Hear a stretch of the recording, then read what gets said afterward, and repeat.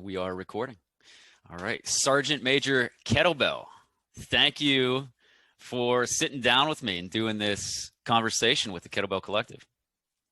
Yeah, hey, thanks. Thanks for reaching out. Your page more than any. I really appreciate your page because from the beginning, when I was first starting out, I think you just share content from a lot of different people. I think some aggregate pages, get athletes that are really gigantic, that can do something for their page as far as clicks and views. But your page is, you just have a lot of different viewpoints. You have jugglers on your page, you have kettlebell flow guys on your page, you have SFG guys on your page, and you have guys like me who are pretty specific in what I do with kettlebells. Very cool. I appreciate you saying that.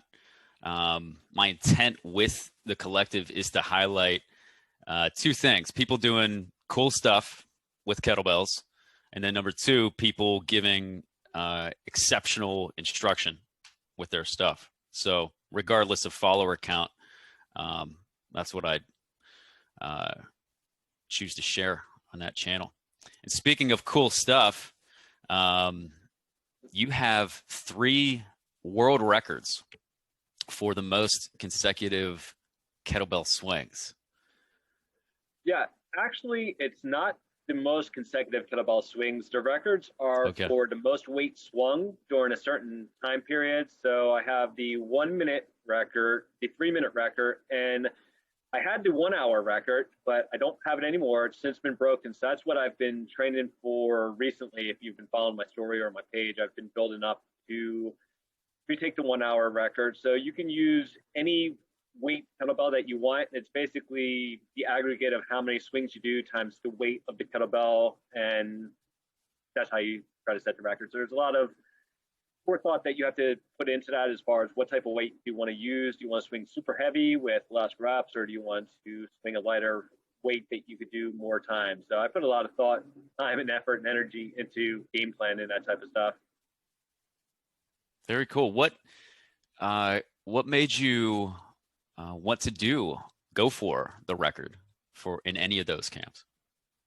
Yeah, it's really funny. I deployed to Iraq in 2017, and I brought a kettlebell with me. And I was doing swings every day, and I had stumbled upon the 300 swings a day website. It's basically anytime during the day, just get 300 swings in.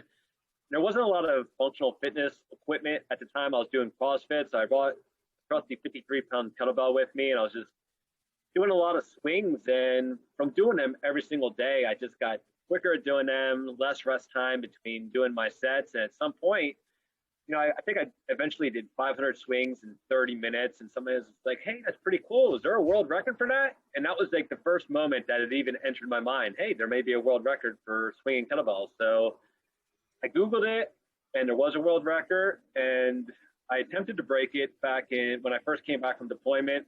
I didn't make it. I ripped apart my hands. I wasn't able to beat the record, but about a year later, I was able to beat it in 2018. Wow. That's wild. Just want to say thank you for your service as well. Hey, thanks for saying that. I appreciate that. Absolutely.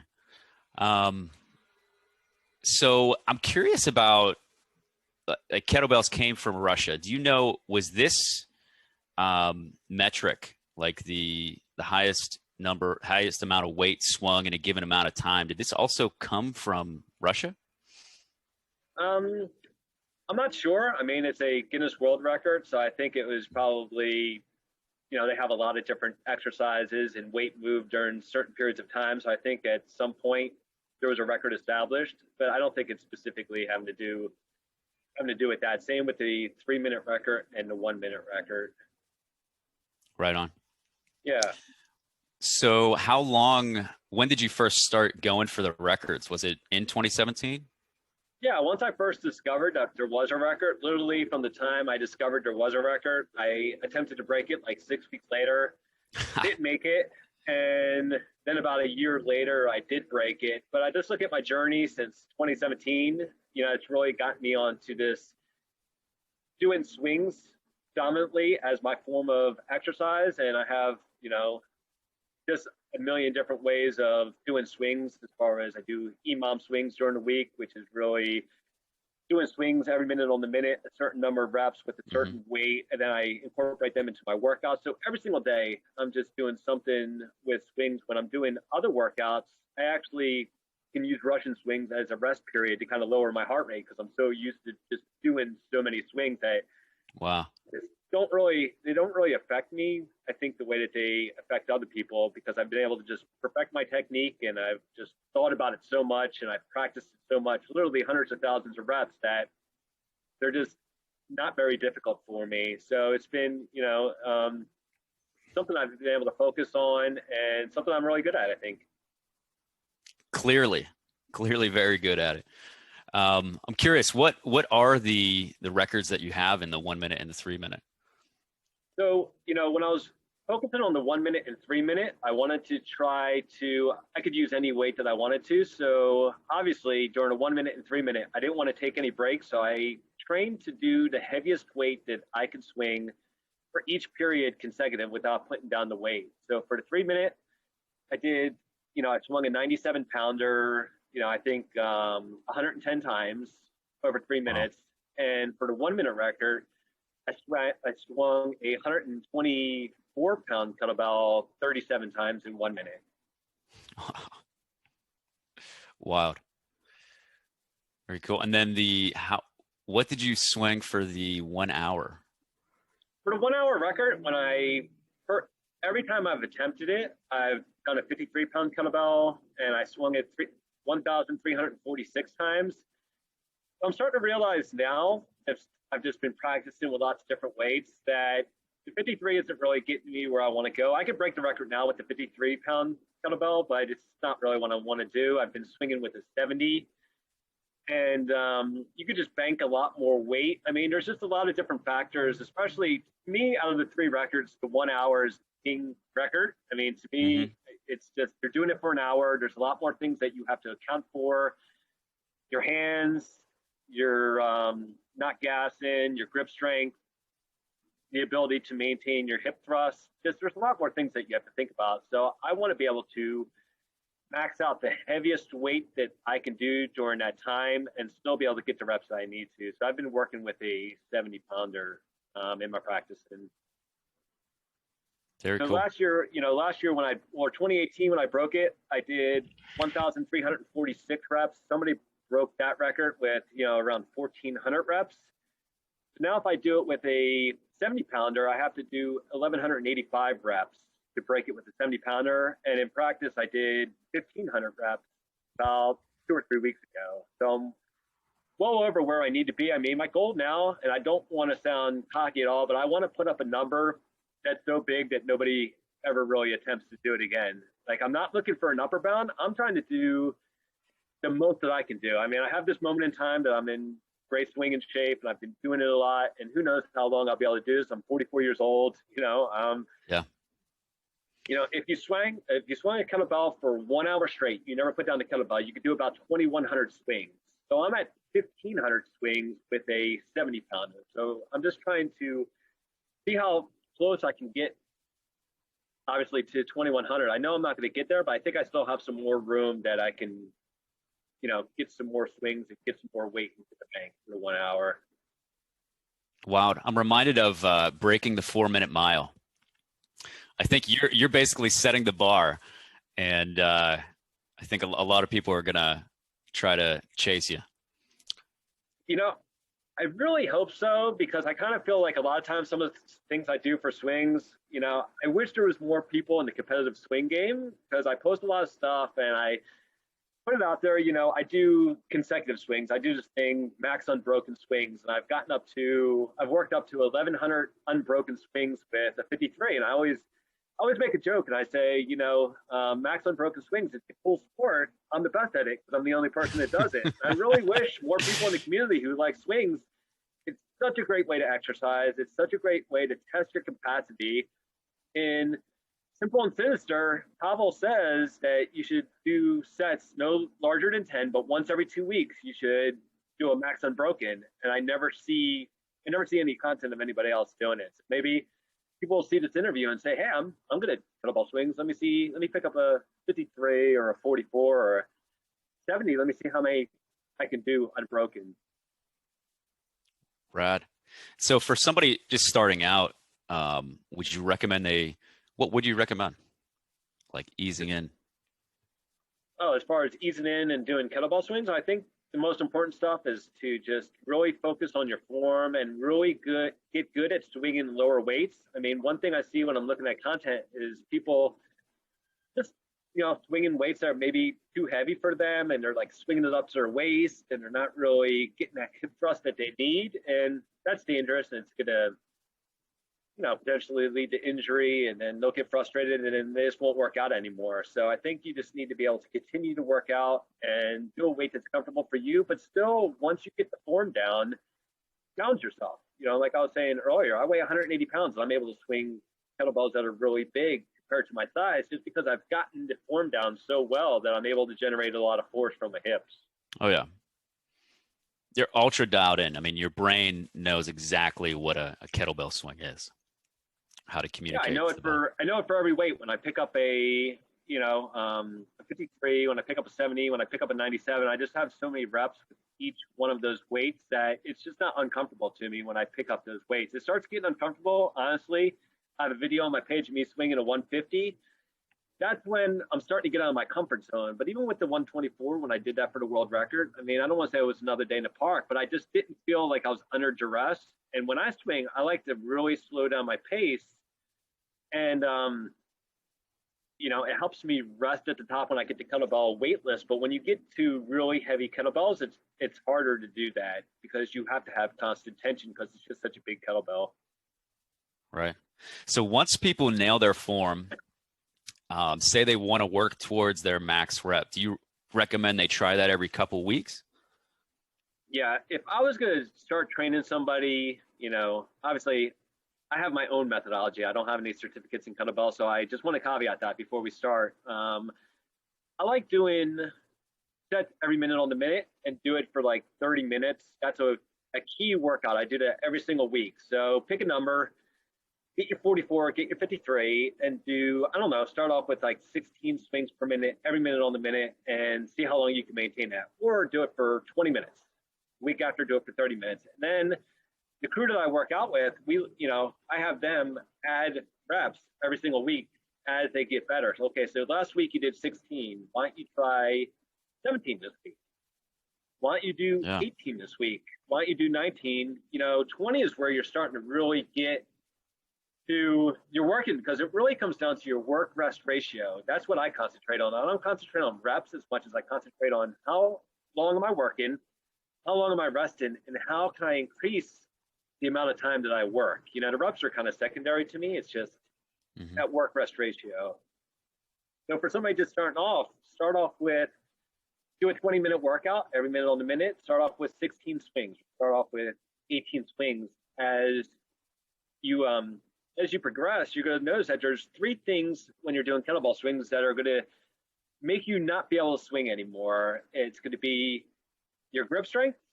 It's going to be your ability to maintain your heart rate at a low heart rate so you don't gas, and your ability to maintain your hip drive. At some point, you got to put down the kettlebell, or you're not going to be able to get back on the kettlebell because you're tired.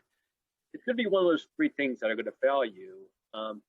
As you build your strength in kettlebell swinging, you should want the thing to fail to be your ability to maintain hip drive. Because the other things to me are correctable. They're easy. It's like your grip strength, that's going to get better with time as you hold on to the kettlebell, keep the kettlebell in your hands. Your heart rate, that's something, again, it's your cardiovascular endurance. You can improve that. But your ability to maintain your hip drive, that's really the brass tacks as far as swinging kettlebells. That's what you're trying to improve. Repetitive hip drive is what we're doing. That's how you generate all the power in your body. Aside from kettlebell swings, are there any exercises you think are good for conditioning your body to do those repetitive hip drives?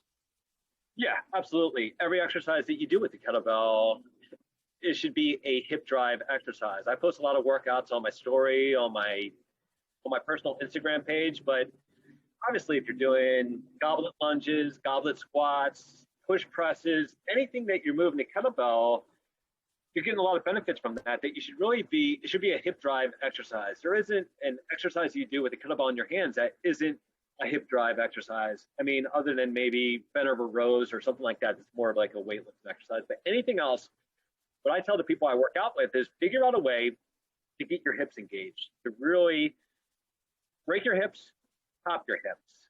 And you're only breaking them, a couple inches. You really want a focused movement of breaking your hips and then explosive hip drive to pop the weight.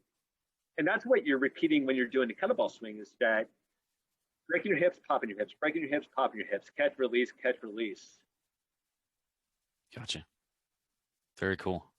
Do you use chalk or for your hands? I do use chalk, but one thing I've learned over my journey of being a kettlebell swinger is that you want to limit your use of chalk. I mean, chalk is like a crutch. It's great. I want to use chalk. It makes me feel more comfortable because when I have that tension in the kettlebell and I'm jacking that kettlebell, I want it to be glued to my hand because that's how I'm generating power. But that puts a lot of pressure on your hand. So my advice would be use chalk, but use it sparingly because it's going to put a lot of pressure on your hands. And if you have problems with your hands that you get a blood blister or rips, it's going to be because you use too much chalk. So I used to, when I'm doing EMOM, I used to do it every single minute. Now I do it one time in the beginning, I use some chalk and I try to get to minute 20, 25, 30, almost like something to look forward to. Like, okay, I'm going to use a little bit of chalk because if I use it every minute, I know I'm going to get a hot spot in my hand by minute 20 or 25. Interesting. Very cool.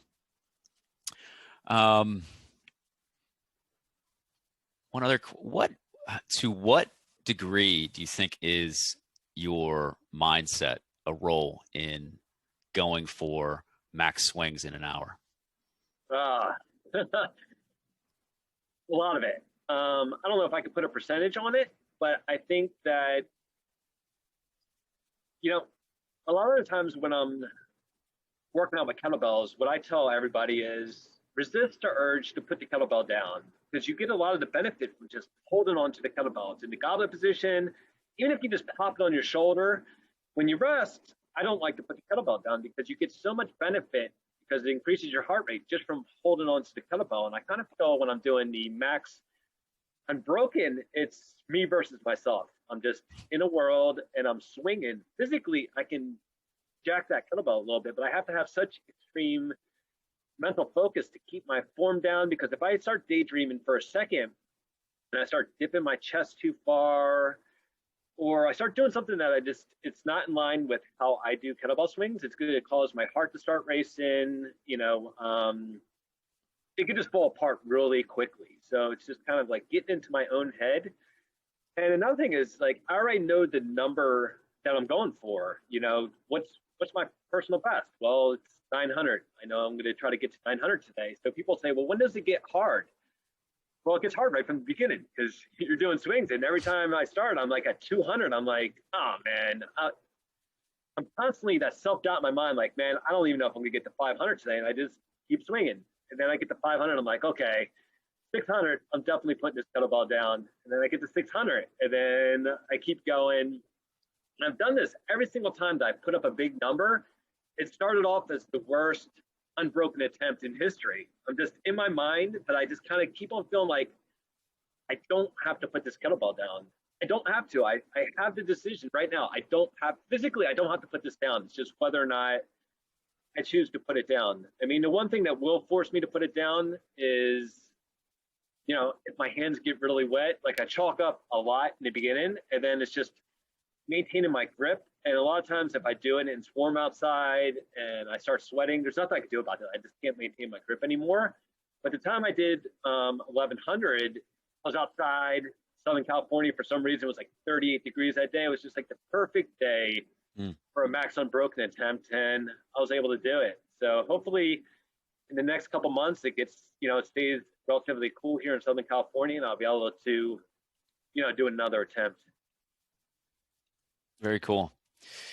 Going to that extreme, like reminds me of like doing an ice bath. And a lot of people are saying that when you do an ice bath, it's so intense. You're building a mindset that will have carryover in the rest of your life. Do you think by going to these over 1,000 swings per hour, like that mindset. Do you think that carried over in any areas of your life? Yeah, I think so. I think I like to set goals. I like to, just like anybody else, I like to have, you have to have a goal oriented mindset when you're doing stuff in life. I think it leads to better outcomes. So, the U.S. Marine, obviously, you have to have the mindset of just you're not going to be denied in what you want to do in life. I think you're just going to have better outcomes when you have a growth mindset that you're going to learn from your mistakes. You're going to get better. I want to rely on myself. I see a lot of stuff online about kettlebells and, there's a lot of appeal to authority in our community. Well, this guy has a certificate. He knows what he's talking about. This is the right way to do it. And I don't think like that. I want to use my brain. I'm going to use my own experience in life and figure things out for myself. I do so many things differently than like trained people. And I'm not like talking bad about them. They can do it however they want. But if you look at my form and you look at your typical, I just graduated with my weekend certification course, SFG instructor at their form, it's a little bit different. And I don't think they're wrong, but I think I'm right.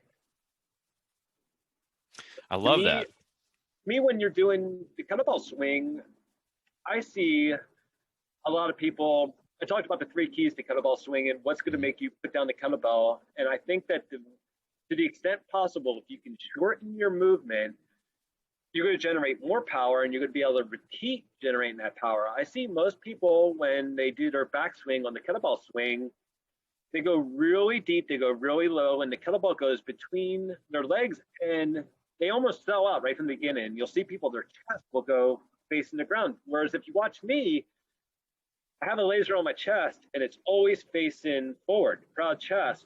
And I'm only really going back to the extent possible, and I can generate more power by doing that. It's like a piston. Okay, imagine if you're in a fist fight, right? And I know you probably don't get in fist fights, but let's say you're in a fist fight, right? You're getting ready to jack somebody, and you had a choice between coming back here and punching somebody, or you're right here and you did a little 3-inch punch. Which one's going to have more power? The 3-inch punch. Obviously, you're able to generate more power from your hips and pop it. And you're going to have so much more power than if you do a big roundhouse right. But I see most people who do kettlebell swings and they have all this wasted movement. They have all this, I don't want to say slop in their movement, but you're not getting any more power by going deep. Your power projection point is your hips. Your kettlebell, to the extent possible, should be as close as possible to your hips. I mean, I teach people put it right on your crotch. Imagine you had a catapult and there's a kettlebell in the center of your catapult. The further that kettlebell gets from the center of that catapult, the less power it's going to have when you throw it. And I feel like your hips are the same way. You have to put the kettlebell right on your hips. So if you, on your downswing, if you go really low, it's going to force that kettlebell to go further and further away from your power projection point, which is your hips. So I like to just, if you watch my body, it's kind of going back just a little bit. As much as only to the extent that I needed to go back to generate that force. I'm still able to generate the force to lift big weights and, get back on the weight. The other thing that happens, Ian, is when you go down and you kind of sell out and your chest goes down really far, is it immediately raises your heart rate. You're working a lot harder, where I just try to stay under control at all times. And that's why I'm able to do 10 to 25 every minute on the minute and get right back on the kettlebell, because I'm trying to not raise my heart rate. I don't want my heart racing, because that's going to gas me and I'm not going to be able to get back on the kettlebell.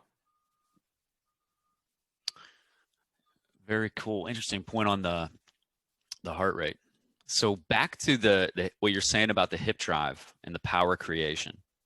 So if you keep the kettlebell basically in the crotch, are you saying that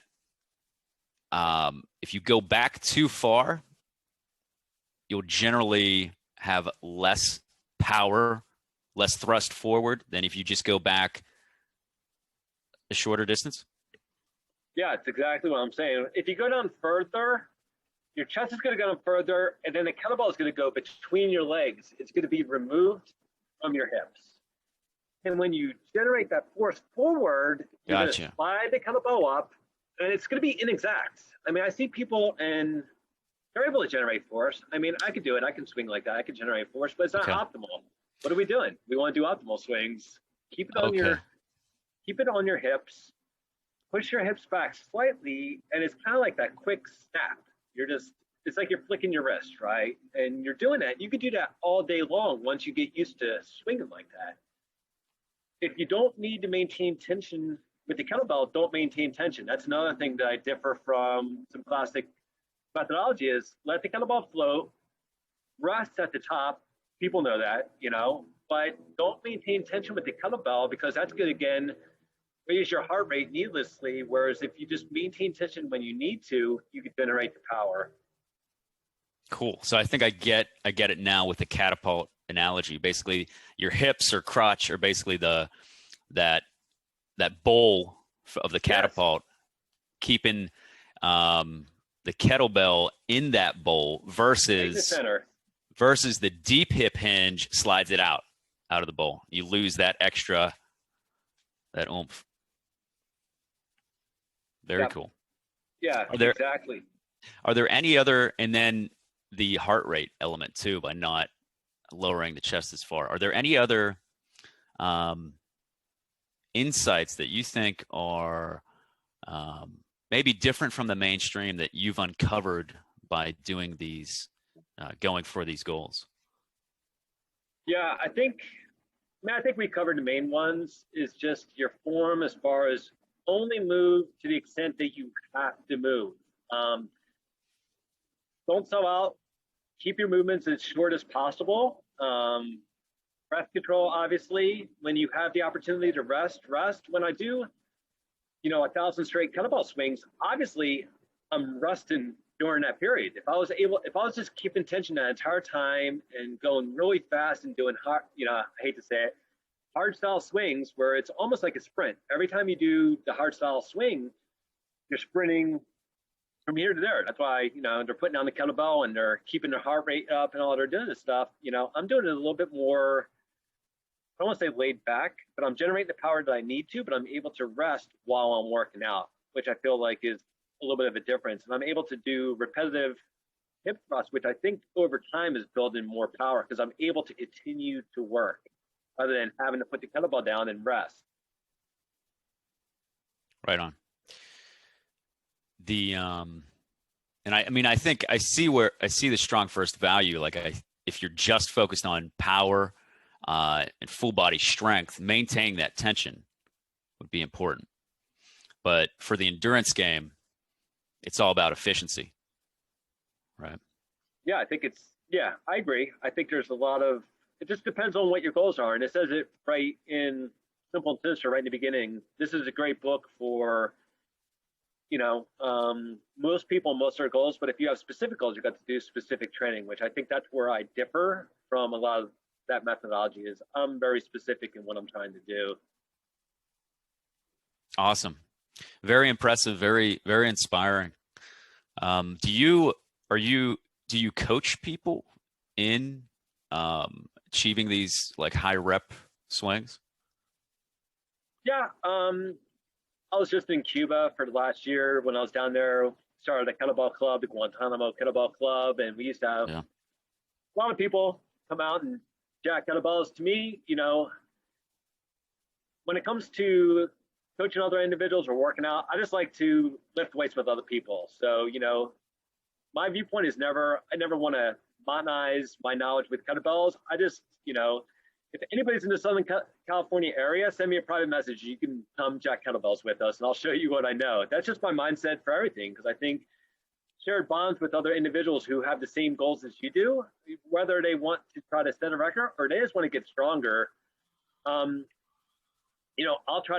tell anybody everything I know in order to do that. But I like to do functional fitness type workouts with kettlebells with other individuals, because I think that's kind of like the bread and butter every day is try to,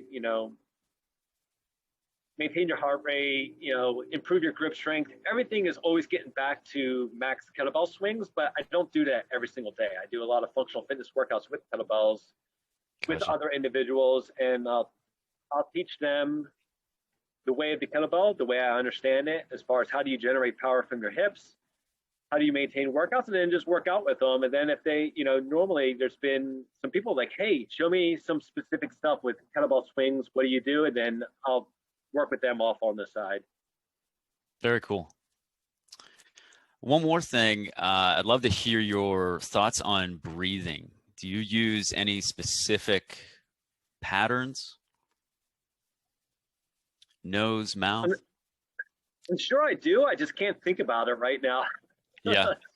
Oh, I did it. If I had a kettlebell out here, I would start swinging it and try to remember. But, I don't know. I'm sure I do have a pattern, but it's nothing that I really think about. I'm sure it just comes like second nature. Right on. Keep me posted on that. I'm very interested in all things breathing. Yeah, definitely. Awesome. Steve, thank you so much for your time, for sharing this. There's a ton of awesome information and insights in this conversation. Is there anything else? Everybody follow Steve on Sergeant Major Kettlebell on Instagram. We'll plug that. Is there any other information you would like to share? No, hey, just thanks for having me. I post workouts all the time on my story on the page, and the offer's good for anybody in the Southern California area. I know me and you, Ian, are going to be jacking bells pretty soon. You live right down the street. I can't even believe it, man. I do. Yeah. I'm looking forward to it. Yeah, pretty soon we're going to jack some bells, man. It's going to be awesome.